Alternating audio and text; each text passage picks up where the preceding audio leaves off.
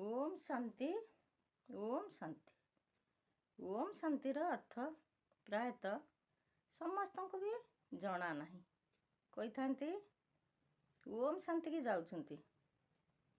ओम शांतिर माने मु आत्मा शांत स्वरूप आत्मा। मु आत्मा चैतन्य बिंदु स्वरूप आत्मा। तेणु आत्मा विषय आम जदि जानिबा ये शरीर आत्मा परस्पर परिपूरक। माने शरीर नथिले आत्मा रहिबनी, आत्मा नथिले भी शरीर रहिबनी। किंतु शरीर आमर पांच तत्वरे तैयारी। आकाश पृथ्वी जल वायु अग्नि। आत्मा मध्य तीनोटी शक्ति नहीं गठन होइछि मन बुद्धि संस्कार। मन बुद्धि ये कौन आमर ब्रेन सहित संयोजन रही।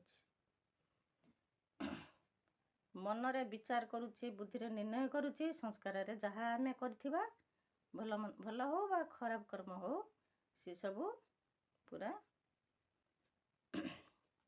रेकर्डिंग होगी रहुछि। जेमिति आमे गीत गाइबा से अनुसार रेकर्डिंग होछि, कथा कहबा रेकर्डिंग होछि, से भली आत्मार संस्कार सब भरपूर होगी रहुछि।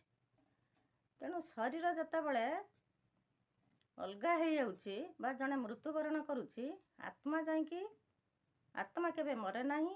आत्मा होछि अजर अमर अविनाशी। आत्मा केबे भी मरिबो नाही। गोटे घट छाड़िला नहीं अन्य घट धारण कला। किंतु ये शरीरटा माटीर मिशि जाउछि। आकाश पृथ्वी जल वायु पांच तत्वरे ही शरीर मिशि जाउछि। तेणु आमे एउठु जानिबा दरकार शरीर पाई आमर जतले आमे शरीर रे अछंती आत्मा ही अछि आउ आत्मा नथिले शरीर नाही। तेणु दुईटी जाक परस्पर परिपूरक। शरीर पाई आमर कोन खाद्य निहाती दरकार। आउ सेति पाई गोटे उदाहरण दिया हिची। गाड़ी रे उदाहरण मध्ये दिया हिची। गाड़ी रे जिम पेट्रोल नथिले गाड़ी चलीबनी। आम शरीरटी मध्ये सेही भली।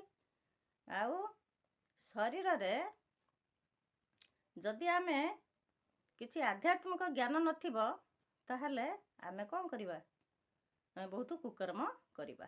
जेमिति गाड़ी ड्राइवर जदि ठीक भाବରେ गाड़ीटाको न चलेइबो, मद निशार गाड़ीटाको चलेइबो ताहले गाड़ीटा एक्सीडेंट करदबो। तेणु मनुष्य आ आत्मा दुईटी परस्पर परिपूरक। जदि